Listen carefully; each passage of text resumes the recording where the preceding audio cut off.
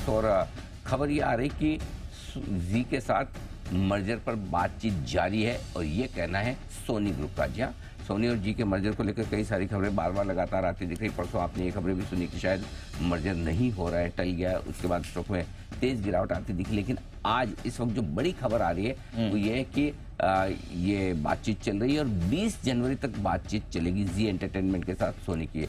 और ये खबर खुद सोनी ने दी है और ये खबर ऑथेंटिकेटेड इसलिए है, सही इसलिए है और इस पर आप इसलिए भरोसा कर सकते हैं क्योंकि ये खबर जापान में आई है। सोनी जापान की कंपनी है और जापान में निक्केई जो स्टॉक एक्सचेंज है वहाँ पर निक्केई के हवाले से ये खबर आती हुई दिख रही है। इसका मतलब है कि ऑफिशियली वहाँ पर ये खबर आती हुई दिखी है और उनका ये कहना है कि 20 जनवरी तक के लिए बातचीत बिल्कुल चालू है, चल रही है। तो ये एक बड़ी खबर आपके लिए आती हुई दिख रही है जी एंटरटेनमेंट को लेकर।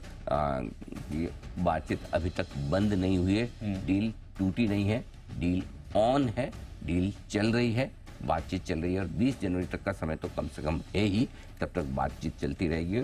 ये ऑफिशियल स्टेटमेंट आता हुआ सोनी की तरफ से, क्योंकि जाहिर सी बात है कि सोनी का स्टॉक वहाँ लिस्टेड है और अगर इस तरह की खबरें आती तो उनके एक्सचेंजेस पे भी उन्हें जवाब देने होते हैं। तो ये ऑफिशियल रिप्लाई सोनी की तरफ से वहां पर गया है। इस पर जाने की दीप और क्या डिटेल्स आ रही है इसको लेकर? बिल्कुल सर, कल जी की तरफ से ऑलरेडी क्लैरिफिकेशन आ गया था कि बातचीत जारी है, कई मुद्दों पर चर्चा चल रही है। कुछ समय पहले एक्सटेंशन ली थी और वो क्लॉज भी था मर्जर एग्रीमेंट पे कि एक्सटेंशन दोनों पार्टीज ले सकते हैं, तो म्यूचुअल एक्सटेंशन हुआ था बात का और बातचीत जारी है। 20 जनवरी अगली डेडलाइन है डील से संभावित अपडेट्स को लेकर, तो देखते हैं तब तक अगर इंतजार करें और अपडेट्स आए। बट फिलहाल बाजार भी मान रहा था, कल ऑफकोर्स एक नीजक रिएक्शन आया था जरूर, बट बाजार भी मान रहा है कि ये डील मोस्ट प्रॉब्ली हो ही जाएगी। कुछ मुद्दों पर बातचीत जारी है और आज सोनी की तरफ से भी क्लैरिफिकेशन उसी पर आपको आते हुए दिख रहा है। तो बात चल रही है, जी ने भी क्लैरिफाई कर दिया है, सोनी की तरफ से भी ये क्लैरिफिकेशन आ चुका है आपके लिए और स्टॉक भी इस समय जी का रिकवर कर रहा है। इनफैक्ट अब थोड़ा स्पाइक भी कर रहा है, डेज हाई पर आ गया है,